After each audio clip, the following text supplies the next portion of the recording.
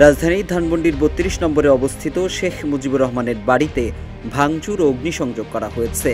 গতকাল রাত ৮টার দিকে কয়েকশো মানুষ সেখানে গিয়ে ভাঙচুর শুরু করে এবং পরে তাদের সঙ্গে আরও মানুষ যোগ দেয়। এবার বাড়িটি ভাঙচুরের বিষয়ে বিবৃতি দিয়েছে অন্তর্বর্তী সরকার। বিবৃতির শুরুতেই দাবি করা হয়, এই ঘটনা শেখ হাসিনার উস্কানিমূলক বক্তব্যের কারণে যে ক্ষোভ সৃষ্টি হয়েছে তার বহিঃপ্রকাশ। ৬ ফেব্রুয়ারি বৃহস্পতিবার প্রধান উপদেষ্টার কার্যালয়ের ভেরিফাইড ফেসবুক পেজে একটি বিবৃতি প্রকাশ করা হয়।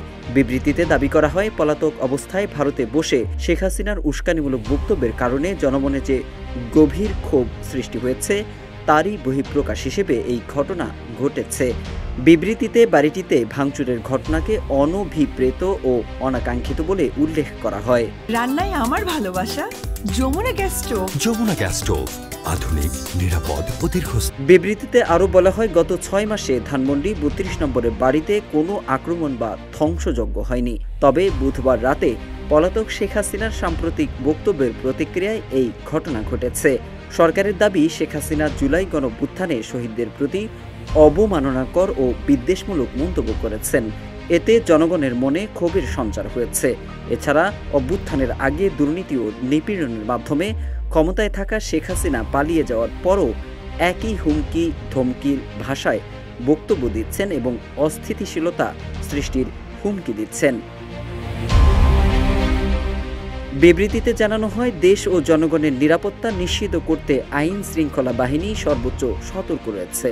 পরিস্থিতি নিয়ন্ত্রণে আনতে যথাযথ পদক্ষেপ গ্রহণের কথাও বলা হয়।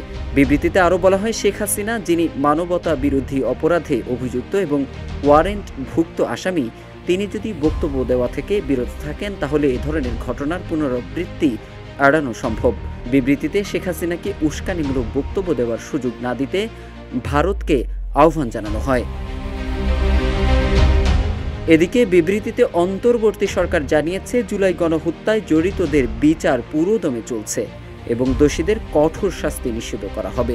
একই সঙ্গে উস্কানিমূলক কর্মকাণ্ডে যারা জড়িত তাদের বিরুদ্ধে কী ধরনের আইনগত ব্যবস্থা নেওয়া যায় তা সরকার খতিয়ে দেখছে।